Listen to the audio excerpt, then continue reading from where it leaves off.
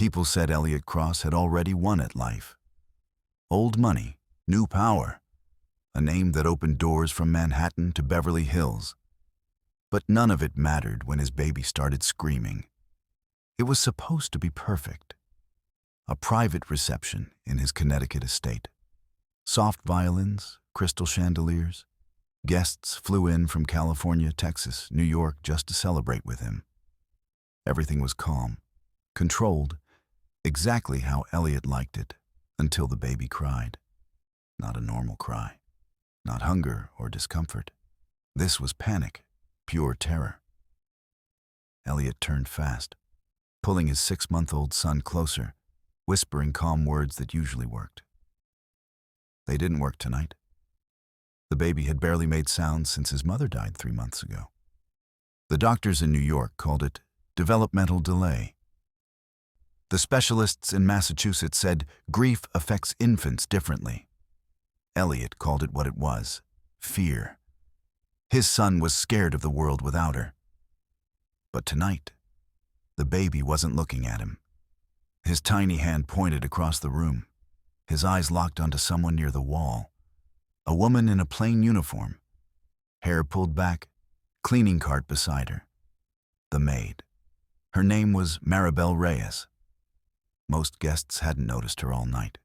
She was part of the background, invisible the way staff always were at events like this. The baby reached toward her. Then he screamed louder. Before Elliot could stop him, his son twisted out of his arms, dropping to the marble floor.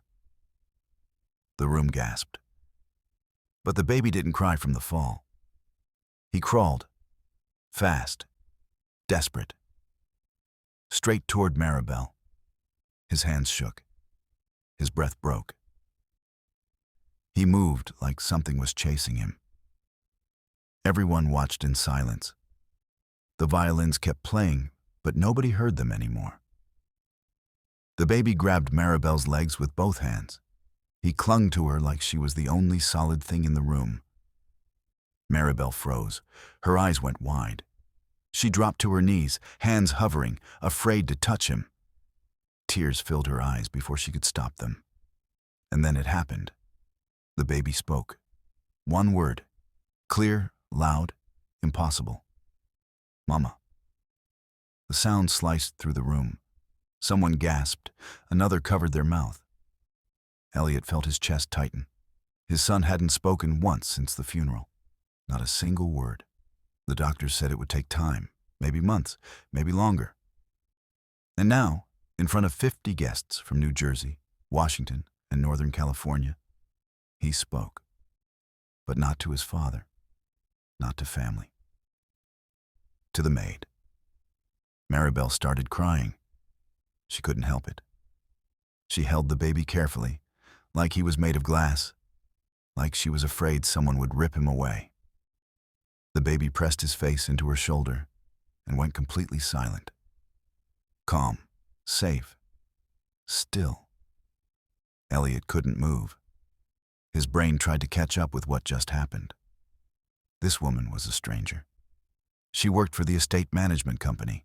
He'd maybe seen her twice before tonight. But his son knew her, or thought he did. The room stayed frozen. Nobody knew what to do. Nobody wanted to be the first to speak. Then Celeste Harding stepped forward, Elliot's fiancée, poised, elegant, always in control. She smiled, but it wasn't warm.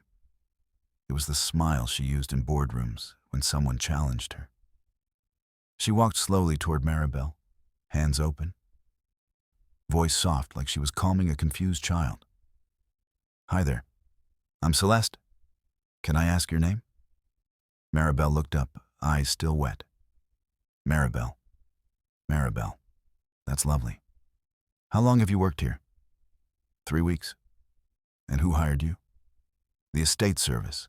I cleaned 5 houses in Westchester County. Celeste nodded like she was checking boxes in her mind. She glanced at the baby, still quiet in Maribel's arms. This is unusual, Celeste said gently. You understand that, right? We need to make sure everything is safe. For the child. Maribel nodded quickly. I didn't do anything. I swear, I don't know why he... Nobody's accusing you of anything. Celeste's tone stayed calm, but her eyes didn't. We just need to follow procedure. Background checks, liability. You understand? The guests nodded. It sounded reasonable, responsible.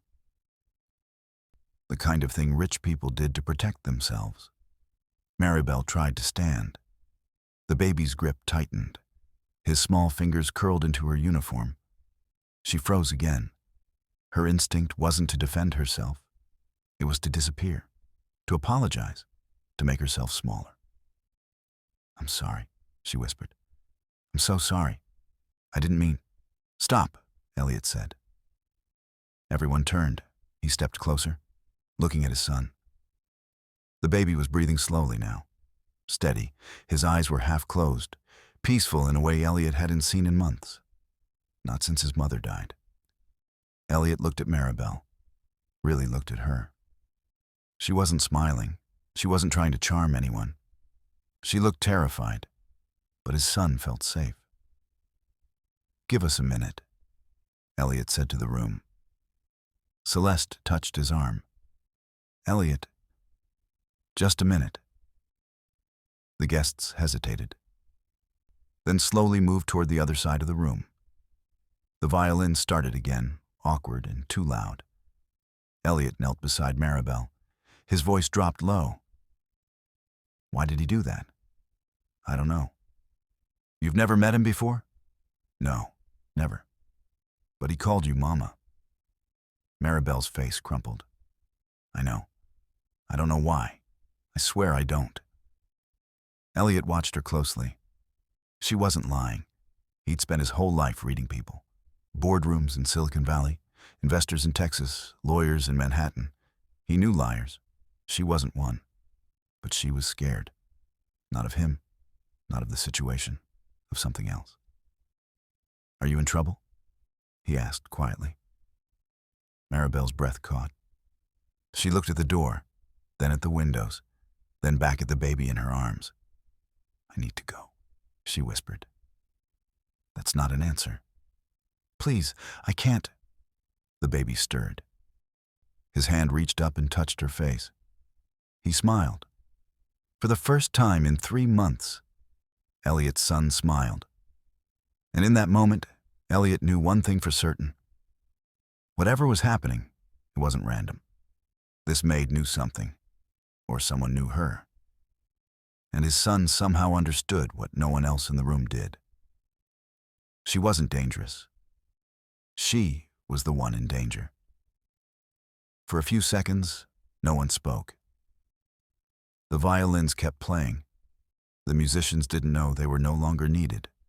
Everyone stared, waiting, unsure what came next. Elliot's fiancée recovered first. She always did. Celeste Harding didn't panic. She adjusted. That's what made her dangerous in boardrooms from New York to Seattle. She knew how to turn chaos into control. Her smile didn't disappear. It narrowed. She stepped forward slowly, palms open, voice calm like she was talking to a confused child. Let's take a breath here, Celeste said smoothly. I'm sure there's a simple explanation. She looked at Maribel with the kind of concern that felt more like inspection. What's your full name? Maribel Reyes? And you said you work for an estate service? Yes. Which one? Maribel hesitated. Premier Home Services, out of White Plains. Celeste nodded, already pulling out her phone. And how long have you been with them? 5 months. Before that, I worked in different places. New Jersey, a few houses in Northern California. Different places. Celeste repeated it like she was tasting something sour. That's vague. Maribel's jaw tightened. I moved a lot. Why? Silence. The baby shifted in Maribel's arms, but didn't cry. He stayed calm. His fingers still held her uniform. Celeste's smile stayed in place, but her eyes sharpened. I'm not trying to make you uncomfortable. I'm trying to understand. This child just called you Mama. That's not normal. You have to see how that looks. I know how it looks. Then help us understand. Maribel looked down at the baby. Her voice dropped. I can't. Can't or won't. Does it matter? The tension in the room thickened. Guests from Massachusetts and Texas watched quietly, phones lowered, sensing something was unraveling. Elliot stepped between them. Celeste, that's enough. She turned to him, eyebrows raised. Elliot, we need to know who this woman is. She's holding your son. I can see that. And you're okay with it? Elliot looked at his son again, still calm, still safe, still smiling slightly in a way he hadn't since his mother died. For now. Yes. Celeste's smile finally cracked. Just a little. Just enough to show frustration underneath. This is a liability, she said quietly. If something happens, nothing's going to happen. You don't know that. I know my son. Elliot's voice stayed steady. And right now, he's not scared. That's more than I've seen in 3 months. Celeste stared at him. She didn't argue. She never argued in public. Instead, she turned to the room. Everyone, thank you so much for coming tonight. I think we're going to call it early. We'll be in touch soon. The guests didn't complain. They gathered coats and bags quickly, whispering to each other as they left. A few glanced back at Maribel. Curious, suspicious, already forming opinions. Within 10 minutes, the house was empty, except for security and staff. Celeste walked to the side room and gestured for Elliot and Maribel to follow. Elliot didn't ask Maribel to hand over the baby. She followed silently, still holding him. Inside the room, Celeste closed the door. She sat on the edge of a leather chair, hands folded, posture perfect. Okay, she said. No guests, no performance. Just us. What's really going on? Maribel stayed standing. Her arms tightened around the baby. Elliot leaned against the desk. Start with the truth. Why did you react like that when he grabbed you? I didn't expect it. That's not what I asked. Maribel swallowed hard. Her eyes darted to the door, then to the window, then back to Elliot. I'm not safe, she said quietly. Celeste leaned forward. From who? Someone I used to work for?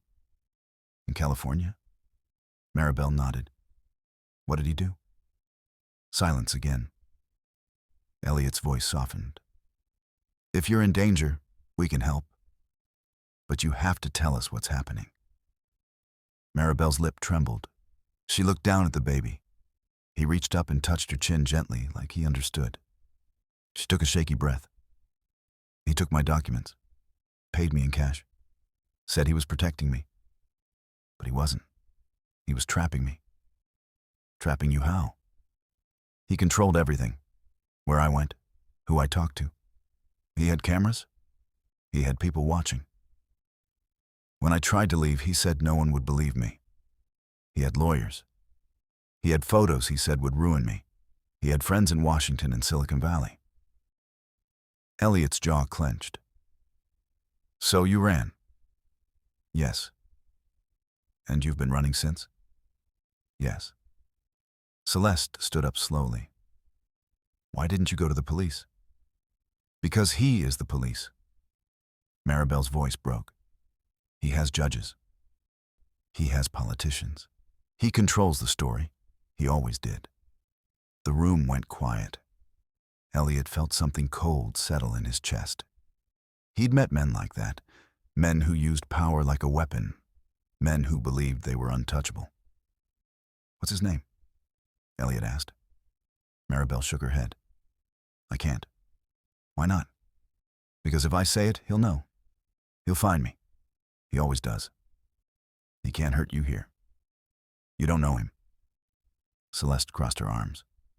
Then why come to this house? Why take a job so close to people with money and connections? That's the first place someone like him would look. Maribel's face hardened. I didn't know you'd be here. Celeste froze. What? I saw your name on a guest list 2 weeks ago. I almost quit. But I needed the money. I thought I could stay invisible. I thought nobody would notice me. But the baby noticed, Elliot said quietly. Maribel looked at him. Tears filled her eyes again. I don't know why. I swear I don't. The baby made a small sound, not crying. Just a soft hum, like he was trying to comfort her. Elliot stepped closer. Do you have kids? Maribel flinched. No. Ever worked with children before? A few times. Babysitting, nanny jobs, nothing long-term. But you're good with them. I try to be. Elliot studied her face. She wasn't lying. But she was holding something back, something bigger than fear. Before he could ask another question, his phone buzzed. Security, he answered, listened. His face went hard. There's a man at the gate, Elliot said slowly. Says he knows you, says you're confused, says he just wants to take you home. Maribel's face went white. The baby whimpered. And suddenly, everyone in the room understood. The danger wasn't coming. It was already here. The baby said another word. Softer this time. Barely a whisper. Safe. Everyone heard it. Maribel's knees almost gave out. She gripped the baby tighter, her whole body shaking. Elliot looked at his phone, then at her. Is it him? She didn't answer. She didn't have to. Her face said everything. Celeste moved to the window, pulling the curtain back slightly. What does he look like? Security answered through the phone. Mid-40s, expensive suit, calm, polite. Says his name is Richard Calloway. Maribel made a sound like she'd been hit. Elliot muted the phone. That's him? She nodded, tears streaming down her face now. What does he want? Celeste asked. Me. Maribel's voice cracked. He always wants me back. Elliot unmuted the phone. Tell him she's not here. Sir, he says he saw her car in the staff parking area. A 2015 Honda Civic. He has the license plate number. Elliot cursed under his breath. Celeste turned from the window. He's not going to leave. I know. So what do we do? Elliot looked at Maribel. She was trembling so hard the baby started fussing. She whispered to him softly, trying to keep him calm, even though she was falling apart. Do you want to see him? Elliot asked. No. Do you want us to call the police? Maribel laughed bitterly. He is the police. Or he owns them. Same thing. Celeste frowned. That's not how it works. In Southern California, it is. In his world, it is.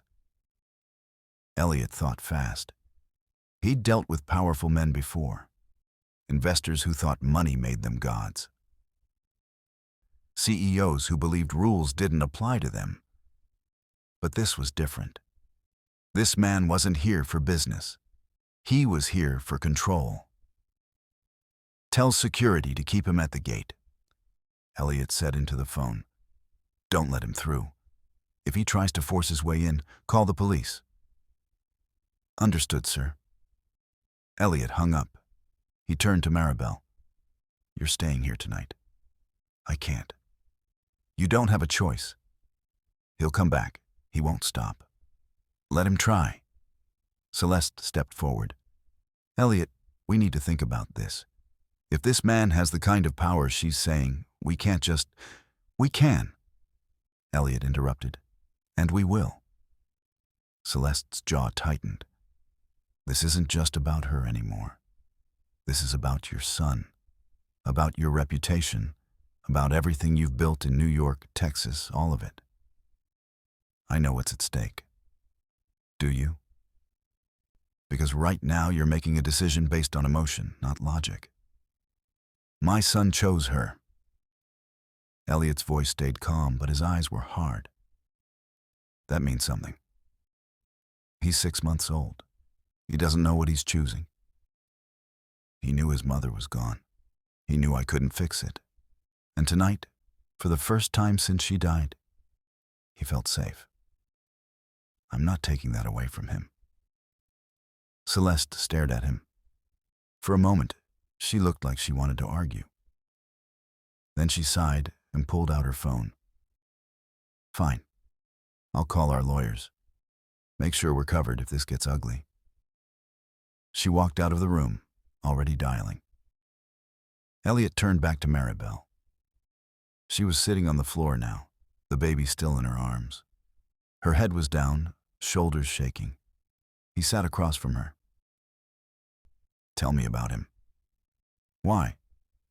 Because I need to know what we're dealing with. Maribel wiped her face. His name is Richard Calloway. He owns properties in Los Angeles, San Diego, Northern California. Maybe others. I don't know. He hires women like me, undocumented, desperate. He promises protection, papers, safety. But he doesn't give it. No. He takes everything. Your passport, your ID, your phone.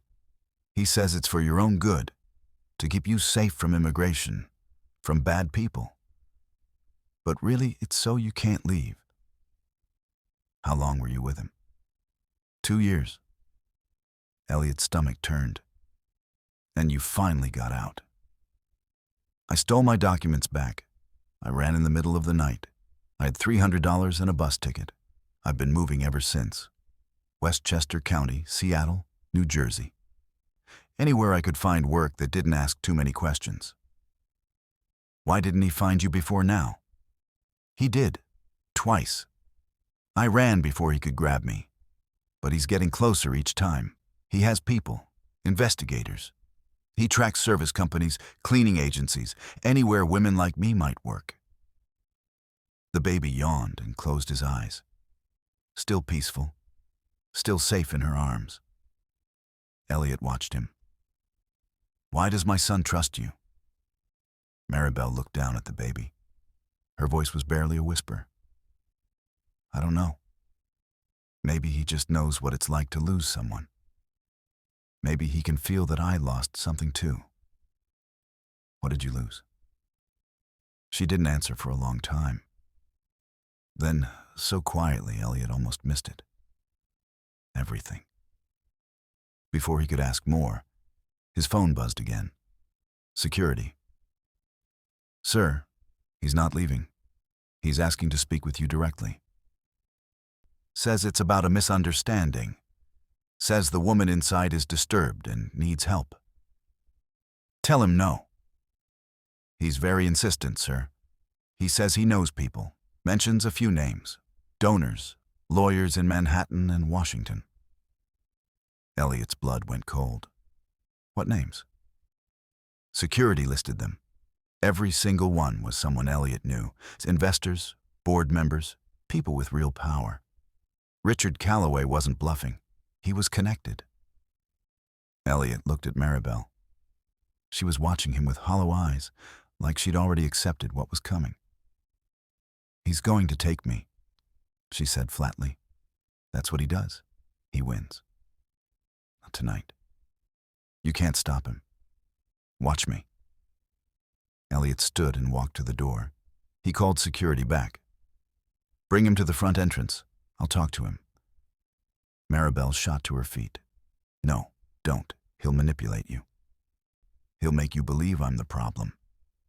Then I'll see through it. You won't. Nobody does. That's why he's never lost. Elliot looked at her. Really looked at her. She wasn't just scared. She was defeated. Like she'd fought this battle 100 times and lost every single one. Has anyone ever fought for you? Elliot asked quietly.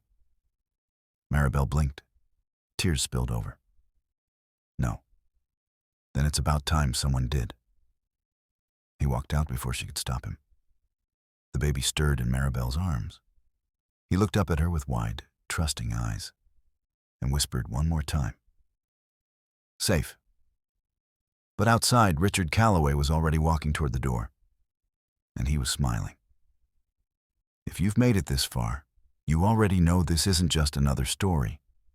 This is about survival, power, and a baby who somehow knows more than anyone else. Here's the reality. Only 1% of people watching right now are subscribed. If you're in that 99%, I need 2 seconds from you. Hit that subscribe button and turn on notifications, because what happens when Richard walks through that door? You don't want to miss it. Your subscription keeps these emotional stories coming. Do it now, then let's see what Richard does next. Richard Calloway looked nothing like a monster. That was the problem.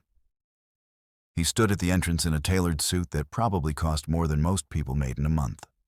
Clean shaven, perfect posture, the kind of smile that made you want to trust him.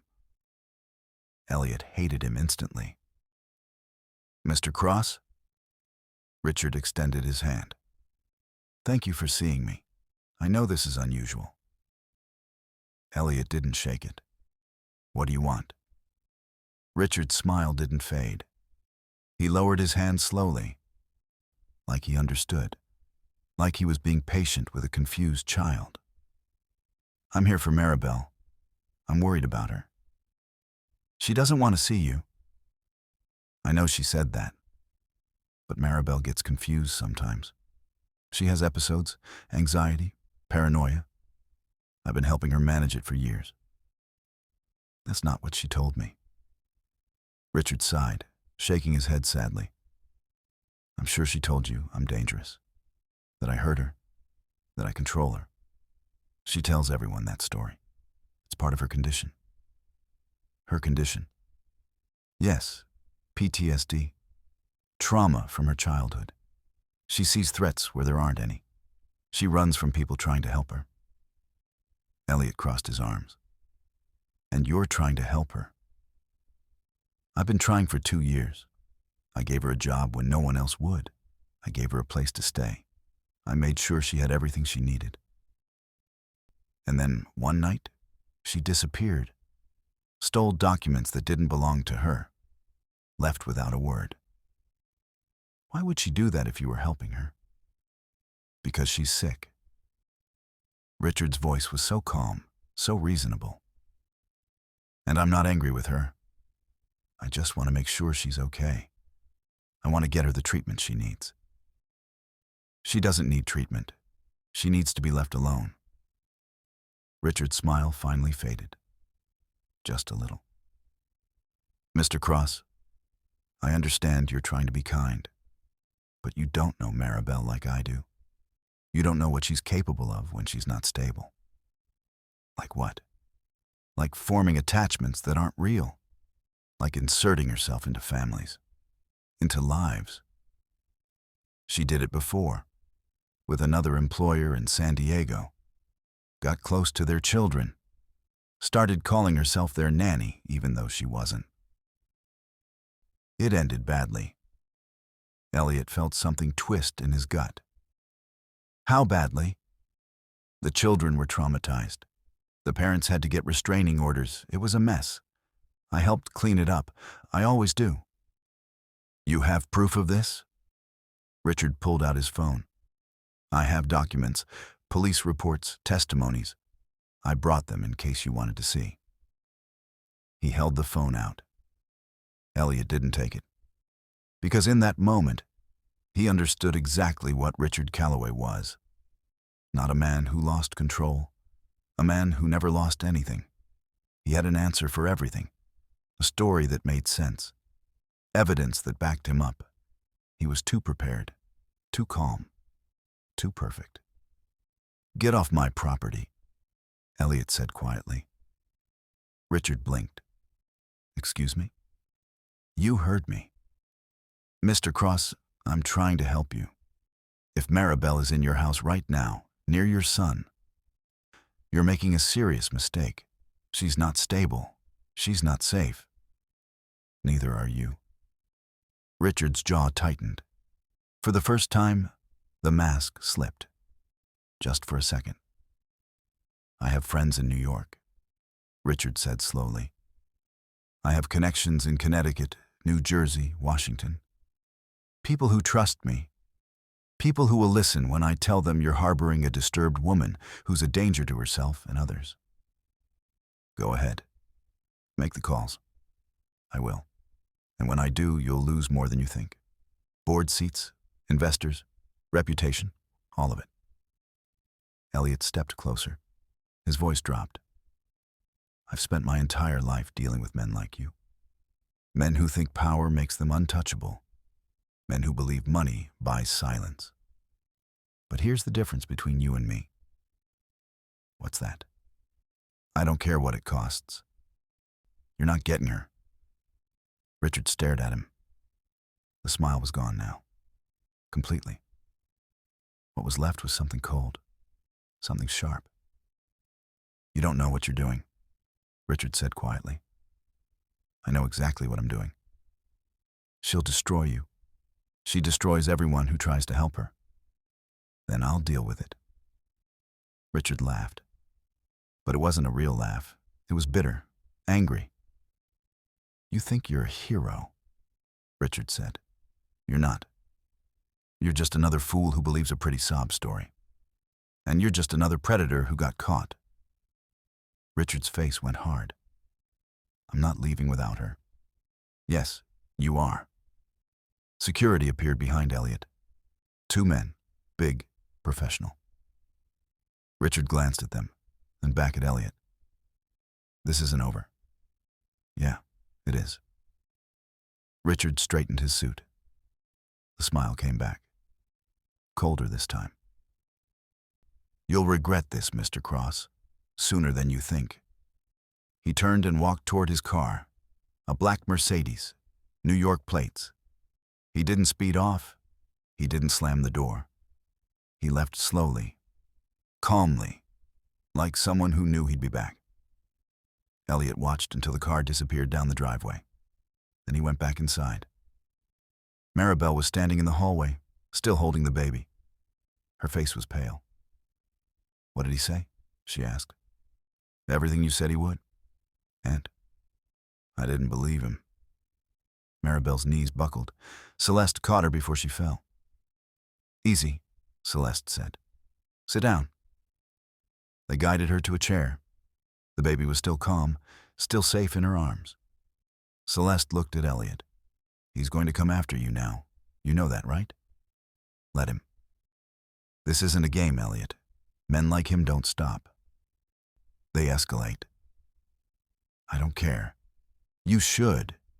You have a company. Investors from Massachusetts to Texas. People who won't want to be associated with drama. Then they can leave. Celeste shook her head. You're going to lose everything. Not everything. Elliot looked at his son. Just the things that don't matter. Maribel looked up at him, tears streaming down her face. Why are you doing this? Because my son trusts you, and I trust him. You don't even know me. I know enough. The baby reached up and touched Elliot's hand, then Maribel's face, then back to Elliot, like he was trying to connect them, like he understood something nobody else did. Celeste pulled out her phone. I'm calling the lawyers. If Richard Calloway is as connected as he says, we need to be ready. She walked out, already dialing. Elliot sat down across from Maribel. You're staying here. Tonight, tomorrow. As long as you need. He'll destroy you. He can try. He will. He always does. Then I'll be the first one he doesn't. Maribel stared at him, like she wanted to believe him, like she'd heard promises before and watched them all break. Why? She whispered. Why risk everything for someone you just met? Elliot looked at his son, then back at her. Because for 3 months, I watched my son disappear. He stopped smiling, stopped talking, stopped being a kid. And tonight, because of you, he came back. He paused. That's worth more than anything Richard Calloway can take from me. The baby yawned and closed his eyes. Safe. Finally safe. But outside, Richard Calloway sat in his car, phone in hand, making calls, calling in favors, preparing for war. Because men like him never lost, and he wasn't about to start now. The guest room door had a lock. Maribel used it.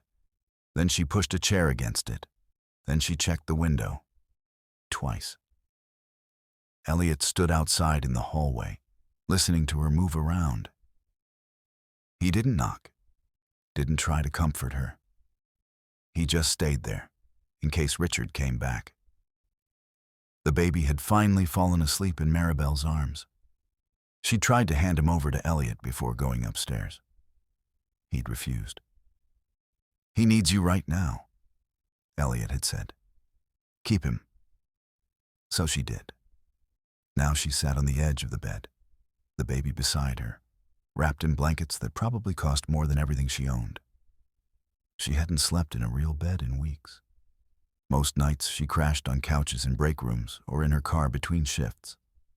But tonight, even exhausted, she couldn't close her eyes. Because she knew Richard, and Richard never gave up. Downstairs, Celeste paced in Elliot's office, phone pressed to her ear.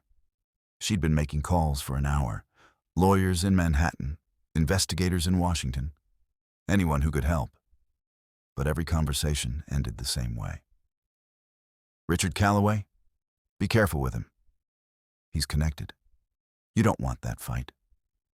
Celeste hung up and rubbed her temples. Elliot sat at his desk, silent. This is bad, Celeste said finally. I know. No, you don't. I just talked to 3 different law firms. They all said the same thing. Richard Calloway has ties to judges in California, politicians in Texas, business owners in New York. He's not just rich. He's protected. Everyone has weaknesses. Not him. Or if he does, no one's found them yet. Elliot leaned back in his chair. What about Maribel's story? Can we prove it?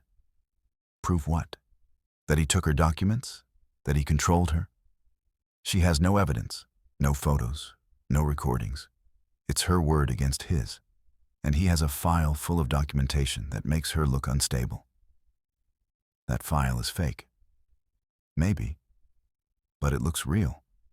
Police reports, medical records, witness statements. He's been building this narrative for years. Elliot's jaw clenched. So what do we do? Let her go. Silence. Celeste stepped closer. I'm serious, Elliot. If you keep her here, Richard will come after you. Your investors will pull out. Your board will question your judgment. Everything you've built in Connecticut, New York, all of it will be at risk. My son needs her. Your son is 6 months old. He'll adapt. He hasn't adapted in 3 months. Tonight was the first time he smiled since his mother died. You saw it. I know. But this isn't about what he needs. It's about what you can afford to lose. Elliot stood. I'm not losing her. Then you're losing everything else. So be it. Celeste stared at him. You're willing to destroy your life for a woman you just met? I'm willing to protect someone who needs it. That's different. Is it? Or are you just projecting? Trying to save her because you couldn't save your wife? The words hit like a punch. Elliot's face went hard. Don't. Someone has to say it. You've been drowning since she died. I've watched you. And now you're latching on to the first person who makes your son smile because it makes you feel like less of a failure. Get out. Elliot, I said get out. Celeste grabbed her bag. Fine. But when this falls apart, don't say I didn't warn you. She left. The house went quiet. Elliot sat back down, head in his hands. Maybe Celeste was right. Maybe he was projecting. Maybe this was about his wife and not Maribel at all. But then he thought about his son's face tonight. The way he'd smiled. The way he'd said "mama" and "safe." That wasn't projection. That was real. Upstairs, Maribel finally stood and walked to the window. The estate stretched out in front of her. Huge, beautiful. The kind of place she used to clean but never thought she'd stay in. The baby stirred behind her. She turned quickly, ready to comfort him. But he wasn't crying. He was looking at her, eyes wide open. Calm, she sat beside him. "I don't know why you picked me," she whispered. "I'm nobody. I have nothing. I can't even protect myself." The baby reached for her hand. She let him hold her finger. "Your dad is risking everything for me," she said quietly. "And I don't deserve it. I'm just going to ruin his life. Just like I ruin everything." The baby squeezed her finger, like he was saying no, like he was saying she was wrong. Tears filled her eyes. "I've been running for so long, I forgot what it feels like when someone stays." She lay down beside him, just for a moment, just to rest her eyes. Within minutes, she was asleep. The baby stayed awake a little longer, watching her, protecting her the only way he could, by staying close. Downstairs, Elliot's phone buzzed. A text from an unknown number. "You made a mistake tonight. I gave you a chance to walk away. You didn't take it. Now you'll see what happens when people get in my way." Elliot deleted it. Then another text came through. This time, it was a photo. Maribel's car, in the staff parking lot, with all 4 tires slashed. Elliot's blood ran cold. Richard was watching. Right now. Somewhere close. He called security immediately. "I want cameras on every entrance, every window. No one gets in or out without clearance." "Yes, sir." "And I want someone outside the guest room where Maribel is staying, armed, 24 hours. "Understood." Elliot hung up and stared at the photo again. This wasn't just about Maribel anymore. This was about power, control, proving a point. Richard Calloway wasn't going to stop until he got what he wanted. And what he wanted was to win. But so did Elliot. He texted back, "Try again. I'll be ready." The response came instantly. "You won't." Elliot turned off his phone. He grabbed a blanket and walked upstairs. He stopped outside the guest room. Inside, he could hear nothing. No movement, no crying, just silence. He sat down on the floor outside the door, back against the wall. If Richard wanted Maribel, he'd have to go through him first, and Elliot wasn't moving, not tonight, not ever. Inside the room, Maribel slept, the baby beside her, both of them finally safe, for now. But outside in the darkness, Richard Calloway sat in his car, watching, waiting, planning his next move. Because he'd been playing this game for years, and he always won. Always. Morning came too fast. Maribel woke to sunlight and panic. She shot up, heart racing, looking for the door, the window, any way out. Then she saw the baby, still asleep beside her, peaceful, safe. She remembered where she was.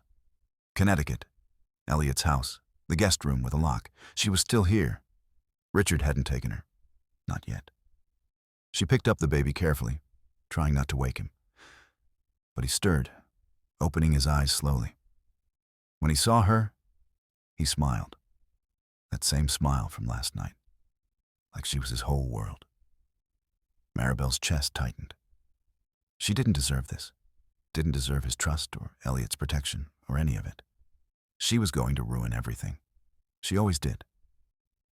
A soft knock at the door made her freeze. "It's me," Elliot's voice came through. "Can I come in?" She hesitated, then unlocked the door. Elliot stepped inside. He looked tired, like he hadn't slept. "You stayed out there all night," Maribel said quietly. It wasn't a question. "Yeah. Why?" "Because I said you were safe here. I meant it." Maribel looked down. "Richard slashed my tires, didn't he?"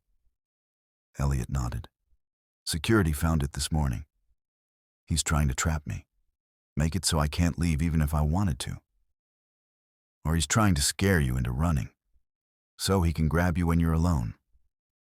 Maribel's hands shook. "What do I do?" "You stay. We figure this out. Together. You don't owe me anything. I know, but my son does, and I owe him everything." The baby reached for Elliot. Maribel handed him over carefully. Elliot held his son close, and for the first time in months, the baby didn't cry when someone else held him.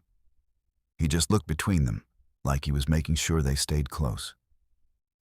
"He's trying to keep us together," Maribel whispered. "Yeah, he is." Downstairs, breakfast was waiting. Staff moved quietly, serving coffee and food. Nobody asked questions. They'd all heard about last night, about the maid and the baby and the man at the gate. Celeste hadn't come back. Elliot checked his phone. 3 missed calls from her, 2 from investors, 1 from his lawyer. He ignored them all. Maribel sat across from him, barely touching her food.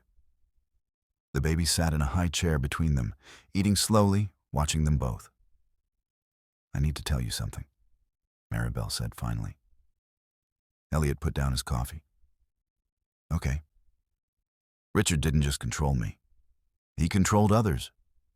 At least 5 women that I know of. Maybe more. Where are they now? I don't know. Some disappeared. Some went back to their countries. One tried to go to the police in San Diego. She was deported a week later. He had her deported? He has connections everywhere. California, Texas, New York, New Jersey. He makes one call and people disappear." Elliot's jaw clenched. "How long has he been doing this?" "Years. Maybe a decade. I don't know. But he's good at it. He picks women who have no one, no family, no papers. No one who will look for them. But you got out. Barely. And I've been running ever since. He's found me twice before this. Seattle, New Jersey. Both times I left everything and ran. But he's getting faster, smarter. He knows where to look now. Why you? Why is he so obsessed with getting you back?" Maribel's voice dropped. "Because I'm the one who saw everything. The documents, the other women, the money transfers. I know how he operates. And he knows if I ever talk to the right person, he's done. Then talk. Tell the police. Tell the FBI. Tell someone." "I can't." "Why not?" "Because I have no proof. He took everything. My phone, my copies, everything. It's my word against his, and he's rich, connected, respected. I'm nobody. You're not nobody. To the courts I am. To the police I am. To everyone who matters, I'm just another illegal immigrant making up stories." The baby made a sound. Not crying. Just a small noise. Like he was trying to say something. Elliot looked at his son, then back at Maribel. "What if we get proof?" "How?" "You said he has documents. Money transfers, evidence. Where does he keep it?" "In his house, in Southern California. But it's impossible to get to. He has cameras, security, gates. Nothing's impossible. This is." Elliot leaned forward. "If we get that evidence, he loses everything. His power, his connections, his control. We could end this." Maribel shook her head. "You don't understand. He's too smart. He's planned for this. He's planned for everything. Has he planned for me? You're just one man. One man with money, resources, connections of my own in New York, Texas, Connecticut. I'm not some scared woman he can push around. I'm someone he has to take seriously. Maribel stared at him. You'd really do that? Risk everything to take him down? He came to my house. He threatened my son. He hurt you. Yeah, I'd do that. Why? Why do you care so much? Elliot looked at the baby. Because he does, and that's enough. The baby reached out, one hand to Elliot, one hand to Maribel, bringing them together. Maribel's eyes filled. I don't know how to let people help me. Then learn, starting now. Before Maribel could respond, Elliot's phone rang. His lawyer. He answered, listened. His face went hard. When? Elliot asked. More listening. I'll be there. He hung up. Maribel's stomach dropped. What happened? Richard filed a missing persons report. Claims you're mentally unstable. Claims I'm holding you against your will. What? He's playing the victim, making me look like the bad guy. Police are coming here this afternoon to check on you. Maribel stood, panic flooding her face. They'll take me. They'll give me to him. No, they won't. You don't know that. I know you're staying here by choice. That's what you'll tell them. They won't believe me. They never do. Richard always wins. Elliot stood and walked around the table. He placed his hands on her shoulders. Steady, calm. Not this time. This time he's dealing with someone who won't back down. Someone who has just as much power. Someone who's willing to fight. And if you lose, then we both do. Together. Maribel searched his face, looking for a lie, for doubt, for fear. She found none. Just determination. Just fire. The baby clapped his hands. Once, twice, like he was cheering them on. Maribel took a shaky breath. Okay, what do? We get ready. We tell the truth, and we don't let him win. And if he tries to take me anyway? Elliot's voice went cold. Then he'll have to go through me first. Outside, a black car pulled up to the gate. Police, right on time. Richard had moved faster than expected. The game was starting, and someone was going to lose everything. The officers looked professional, polite, like they were just doing their job. That's what made them dangerous. Two of them, one male, one female, both from the local Connecticut precinct. They introduced themselves at the door. Officer Martinez and Officer Chen. They asked to speak with Maribel. Alone. Elliot said no. Sir, this is standard procedure, Officer Martinez said calmly. We just need to verify she's here voluntarily. She is. Then there's no problem. We just need to hear it from her. She can tell you with me present. Officer Chen stepped forward. Mr. Cross, we understand you want to protect her. But if someone filed a missing persons report, we have to follow protocol. That means a private conversation. Maribel stood behind Elliot, holding the baby. Her whole body was tense. It's okay, she said quietly. I'll talk to them. Elliot turned. You don't have to. Yes, I do. If I don't, they'll think something's wrong. She handed the baby to Elliot. The baby immediately started fussing, reaching back for her. I'll be right back, Maribel whispered to him. I promise. The baby calmed slightly, but his eyes stayed locked on her. The officers led Maribel to the living room.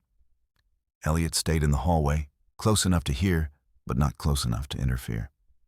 Officer Martinez pulled out a notepad. Ms. Reyes, we received a report that you're missing. A Mr. Richard Calloway filed it yesterday. He says you're in danger. He says you need help. Maribel's hands clenched. I'm not missing. I'm here by choice. Can you explain why Mr. Calloway thinks otherwise? Because he wants to control me. He's been trying to control me for 2 years. Officer Chen leaned forward. Control you how? Maribel took a breath. She'd told this story before. To a social worker in Seattle. To a police officer in New Jersey. No one ever believed her.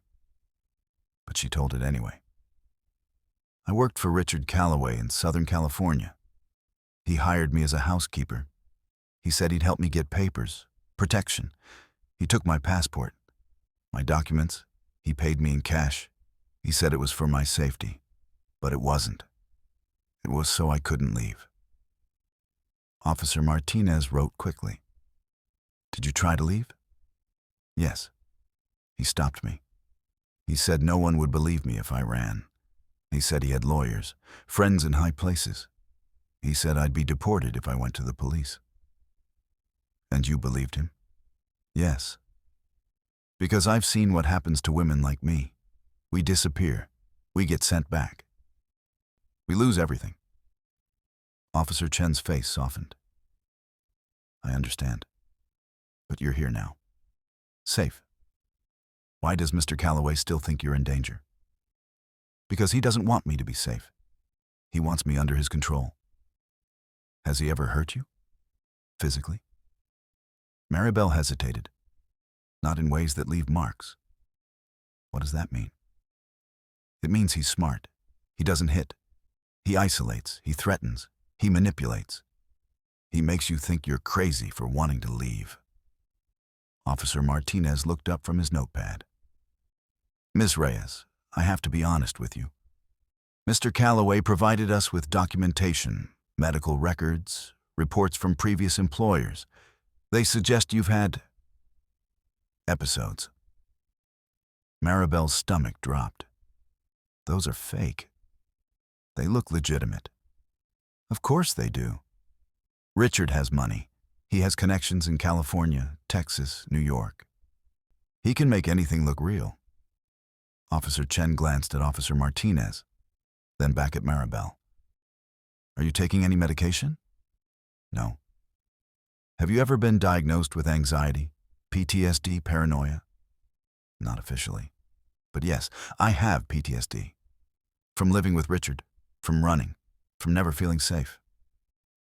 And right now, do you feel safe? Maribel looked toward the hallway. She could hear the baby crying softly, Elliot's voice trying to soothe him. Yes, she said. For the first time in years, I feel safe.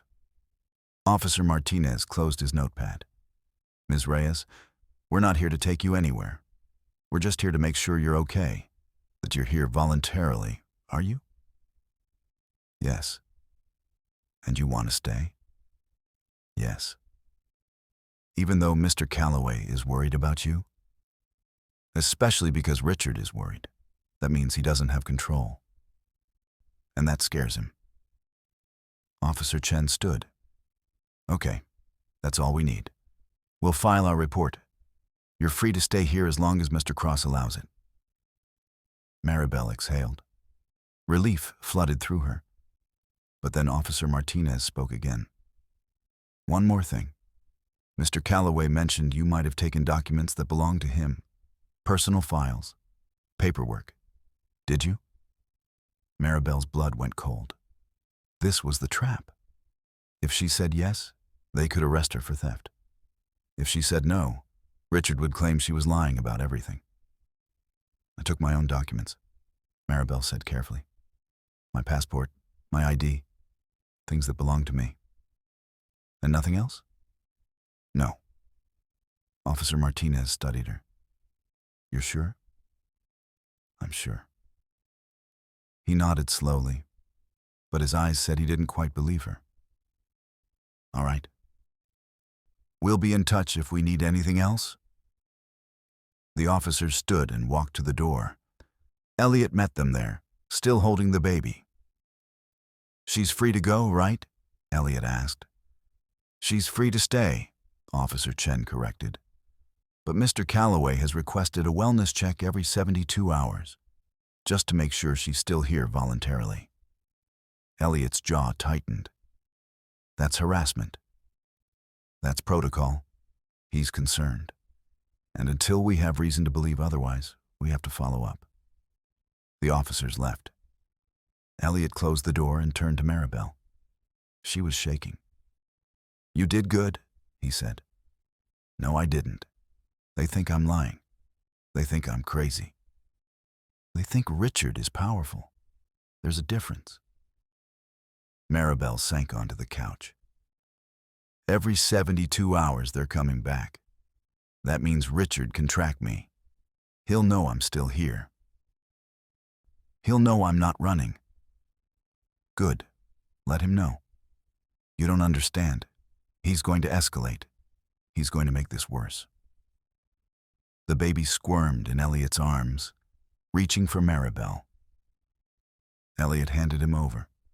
The baby immediately calmed, pressing his face into her shoulder. "Mom," he whispered. Maribel closed her eyes. Tears slipped down her cheeks. Elliot sat beside her. "We're not giving up. Maybe we should." "No. Elliot, he's going to destroy you. Your business, your reputation, everything. Is that really worth it?" Elliot looked at his son, then at her. "Yeah, it is." "Why?" "Because someone has to stand up to him. And if not me, then who?" Maribel didn't answer. She just held the baby tighter. Outside, Richard Calloway sat in his car, phone to his ear. "How did it go?" he asked. Officer Martinez's voice came through. "She's still there. Says she's staying voluntarily. And she's scared. But she's not backing down."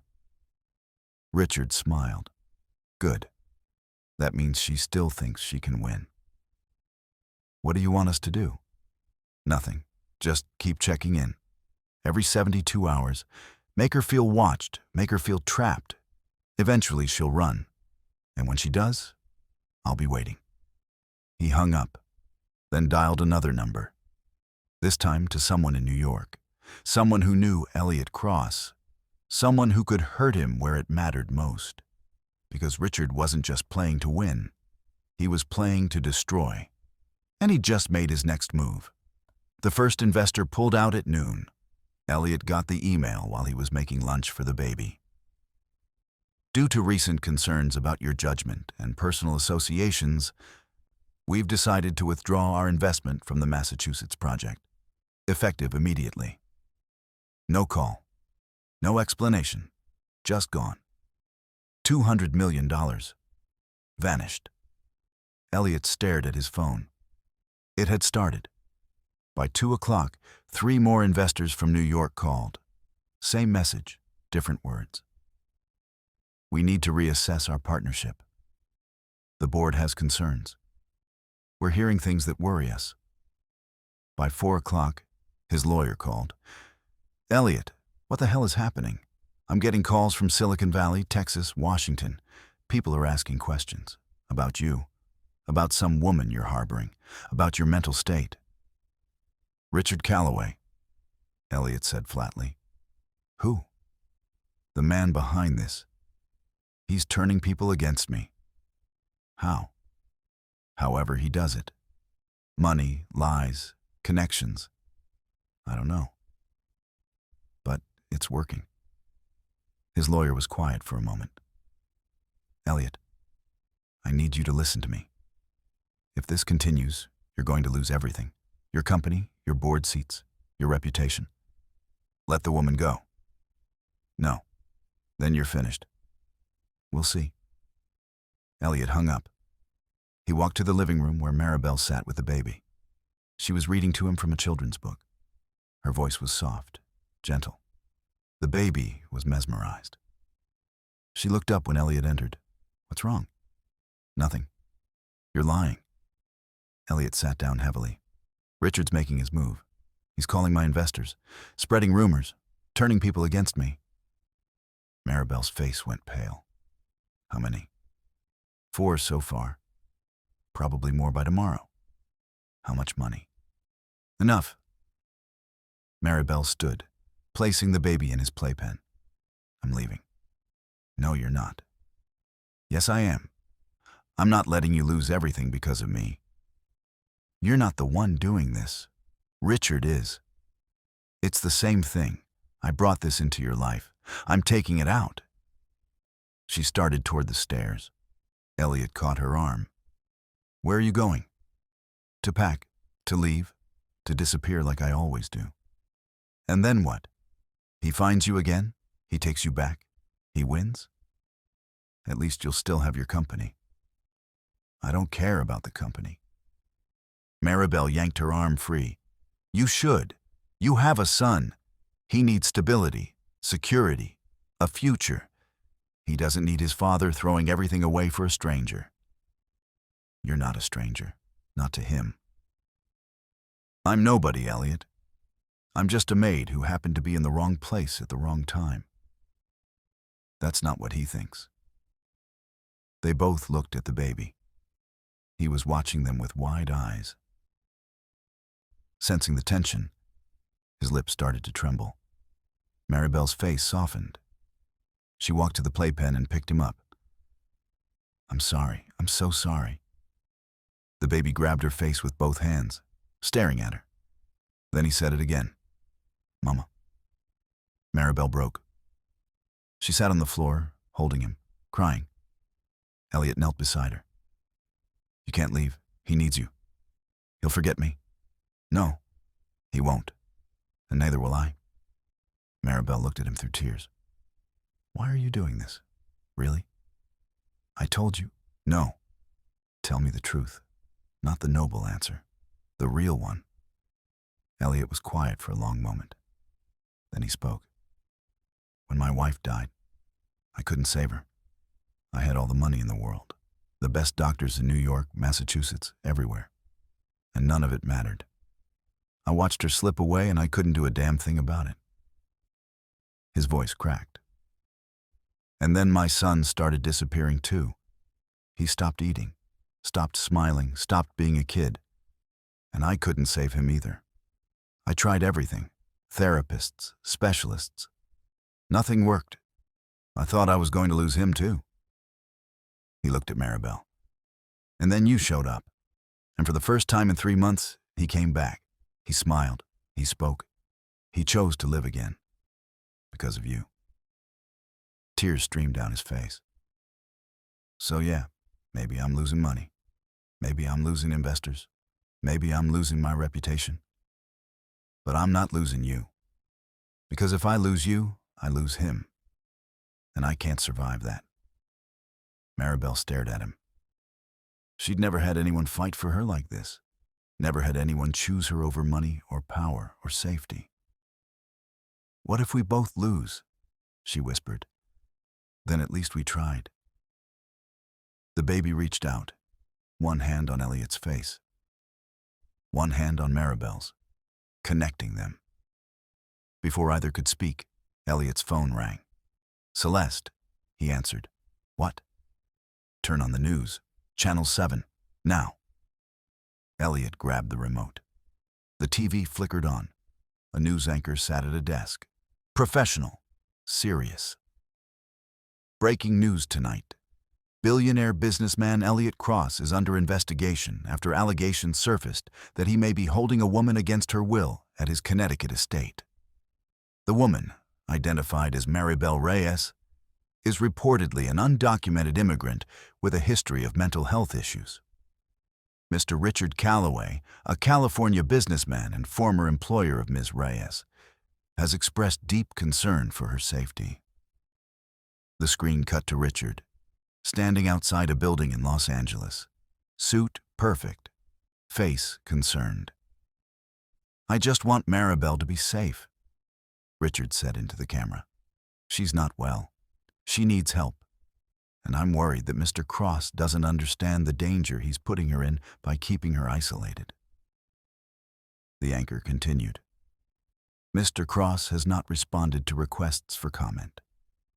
Police have conducted wellness checks and confirmed Ms. Reyes is staying voluntarily, but questions remain about Mr. Cross's judgment and his fitness to run his multi-billion-dollar company. Elliot turned off the TV. Silence. Maribel couldn't breathe. He's on the news. He's making you look like a criminal. I know. Your investors will see this. Your board, everyone in New York, Texas, everywhere. I know. You're finished. Elliot looked at her, then at his son. Not yet. His phone rang again. His publicist. Then his board chairman. Then a reporter from the Wall Street Journal. All wanting answers, all wanting him to explain, all wanting him to give up Maribel. He ignored every call. What do we do? Maribel asked desperately. Elliot stood.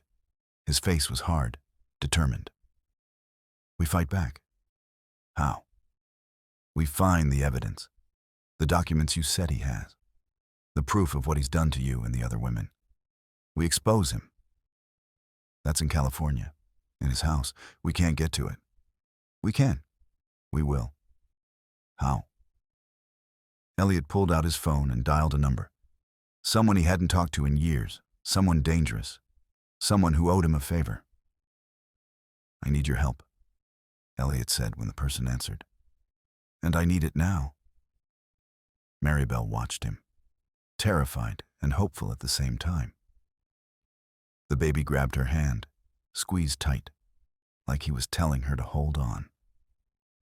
Outside, Richard Calloway watched the news from his hotel room in New York.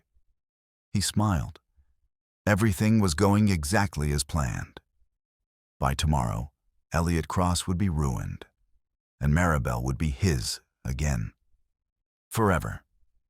The man who showed up at midnight looked like he could kill you with his bare hands. Probably because he could.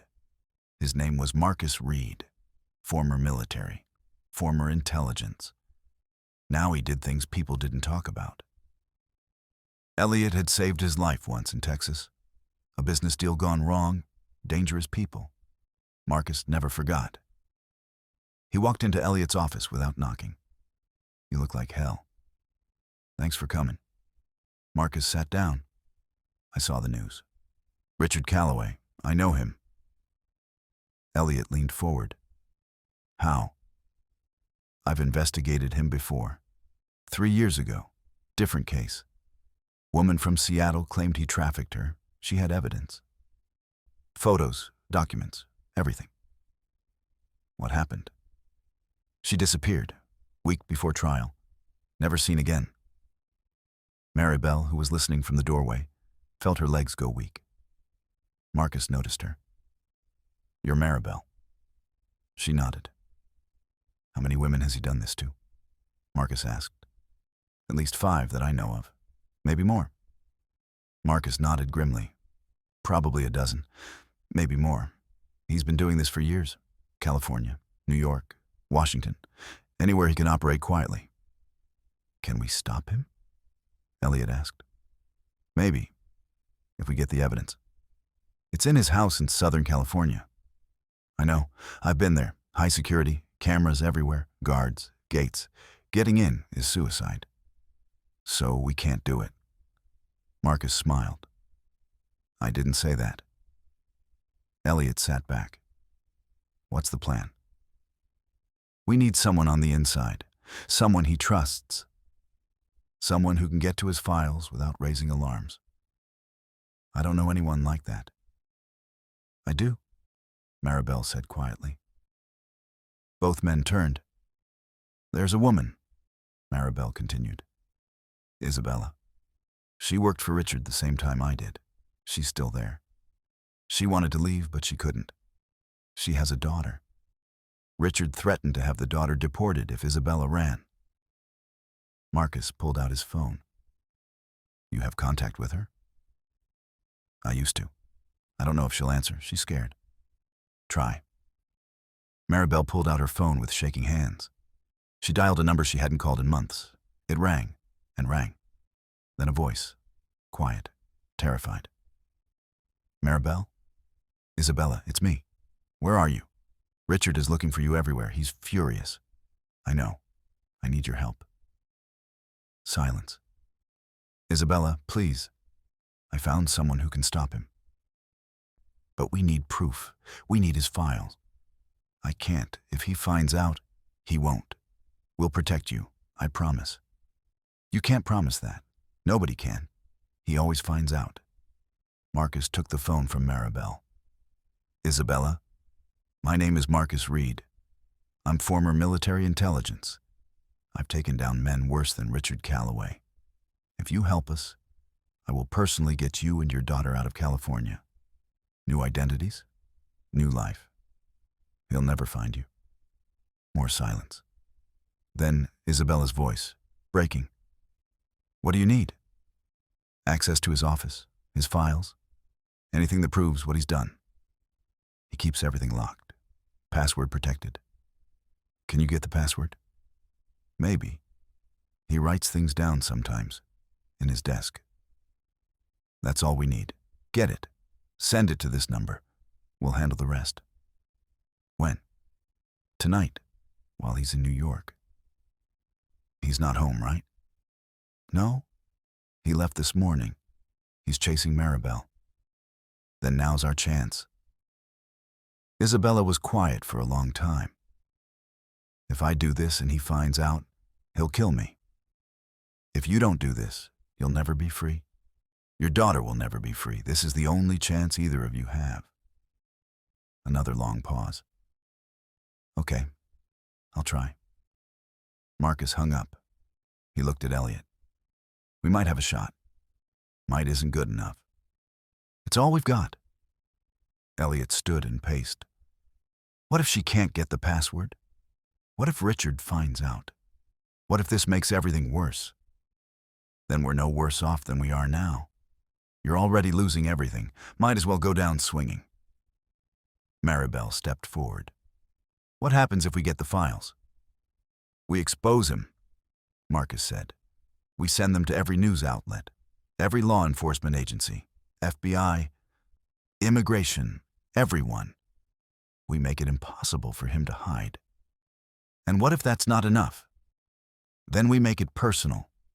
We go after his money, his properties, his connections in New York, Texas, California, everywhere. We destroy him piece by piece until there's nothing left. Elliot looked at Maribel. Are you sure about this? Once we start, there's no going back. Maribel thought about the last 2 years. Running, hiding, living in fear. She thought about the other women. Isabella, the one from Seattle who disappeared. She thought about the baby upstairs, sleeping peacefully because he finally felt safe. I'm sure, she said. Then we do this.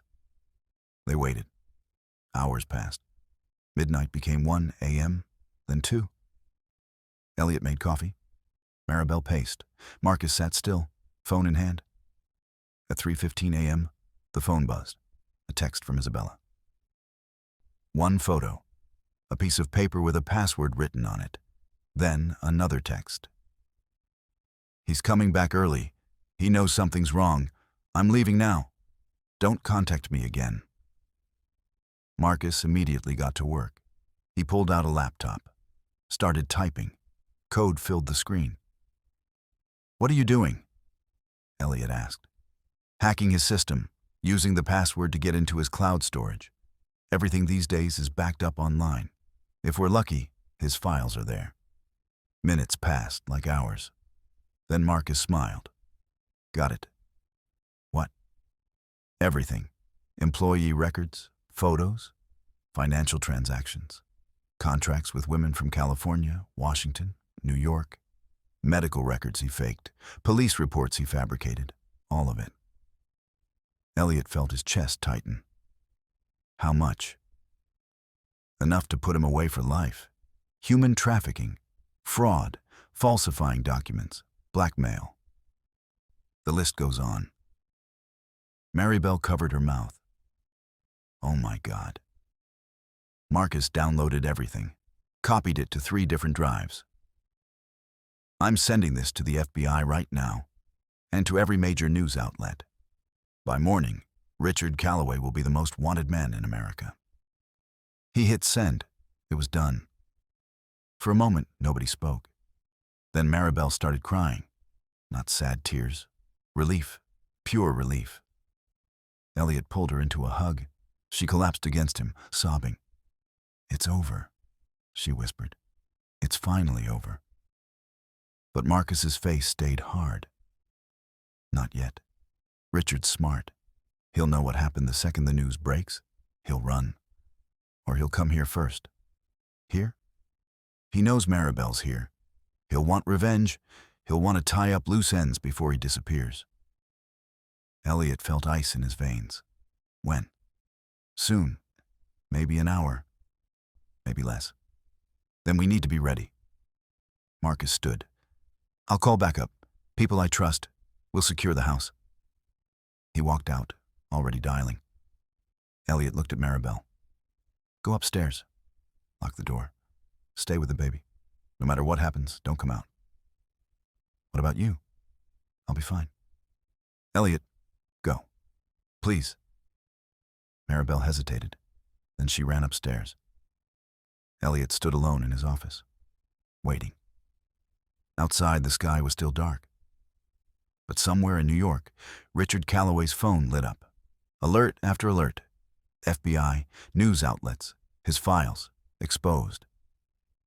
He stared at the screen, then he smiled. Not the smile of a man who lost, the smile of a man who had one last move. He got in his car and started driving toward Connecticut, toward Elliot, toward Maribel, toward the baby. One final time. Richard Calloway arrived at dawn. No sirens. No warning. Just the sound of his car pulling up to the gate. Security called Elliot immediately. "Sir, he's here. Should we call the police?" "They're already on the way." "How long?" 10 minutes. "Stall him." Elliot hung up and ran upstairs. He burst into the guest room where Maribel sat with the baby. "He's here." Maribel's face went white. "No. Police are coming. Marcus is on his way. We just need to hold him off." "He won't wait. He'll force his way in." "Not if I stop him." "Elliot, don't." But he was already gone. Downstairs, Richard stood at the gate, calm, smiling, like he'd already won. Elliot met him at the entrance. Marcus's backup hadn't arrived yet. It was just him. "You're done, Richard," Elliot said. "The FBI has everything. Your files, your records, all of it." Richard's smile widened. "I know." "Then why are you here?" "To finish what I started. You're not getting her. I don't need to get her anymore. I just need to make sure she never testifies. Neither do you." Elliot's blood ran cold. "You're threatening me?" "I'm stating facts. By tomorrow, I'll be in a country with no extradition, new identity, new life. But before I go, I tie up loose ends. Security is everywhere. Police are coming. You won't make it past the driveway." Richard pulled out a gun. Small, concealed, deadly. "I only need 30 seconds. Elliot froze. Richard raised the gun, not at Elliot. At the house. At the window where Maribel stood holding the baby. "She took everything from me," Richard said quietly. "My reputation, my freedom, my control. So I take everything from her." He aimed. Elliot didn't think. He lunged. The gun went off. The sound shattered the morning silence. Elliot felt fire in his shoulder. Pain exploded through him. But he didn't stop. He tackled Richard to the ground. The gun flew from Richard's hand, skittering across the driveway. They fought. Hard, brutal. Richard was trained. But Elliot was desperate. He thought about his wife, his son, Maribel. Everyone he'd lost. Everyone he was fighting for. He landed a punch, then another. Richard's nose cracked. Blood poured. But Richard smiled through the blood. "You think this changes anything? I'll always win. Always." "Not this time." Sirens wailed in the distance. Richard heard them. His smile faded. He tried to reach for the gun. Elliot kicked it away. Police cars screeched into the driveway. Officers poured out, weapons drawn. "Freeze! Hands up!" Richard raised his hands slowly. Blood dripped from his face, but he was still smiling. "This isn't over." "Yeah," Elliot said, clutching his bleeding shoulder. "It is." Officers tackled Richard, slamming him to the ground. Handcuffs clicked. "Richard Calloway, you're under arrest for attempted murder, assault with a deadly weapon, human trafficking." The list went on. Richard didn't resist. He just stared at Elliot, eyes cold, empty. "You'll regret this," Richard said. "They all do." "I won't." Richard was dragged to a police car and thrown inside. As the car pulled away, his smile finally disappeared, replaced by something Elliot had never seen before. Fear. Real fear. Maribel ran outside, baby in her arms. When she saw Elliot bleeding, she screamed, "Elliot!" "I'm okay. It's just a graze." Paramedics rushed over. They checked his shoulder, started bandaging. Maribel stood beside him, crying. The baby reached for Elliot, making worried sounds. "You're an idiot," Maribel sobbed. "You could have died." "But I didn't." "Why? Why did you do that?" Elliot looked at her, then at his son. "Because you're family now. Both of you." Maribel broke. She pulled him into a careful hug, avoiding his injured shoulder. The baby pressed between them. Safe. Finally safe. Marcus arrived minutes later, followed by his team. He assessed the situation and nodded. "It's done. FBI has Richard in custody. His assets are frozen. His connections are being investigated. He's finished." "What about the other women?" Maribel asked. "Isabella? The others?" "We found them, all of them. They're safe now. They're free." Maribel covered her mouth. Fresh tears spilled. "It's really over. It's really over." She turned to Elliot. "I don't know how to thank you. You don't have to. You lost everything for me. Your investors, your reputation." "I didn't lose everything." Elliot looked at his son. "I gained something better." The baby smiled. That same smile from the first night. He reached for both of them, bringing them together. "Mama," he said clearly. Then he looked at Elliot. "Dada."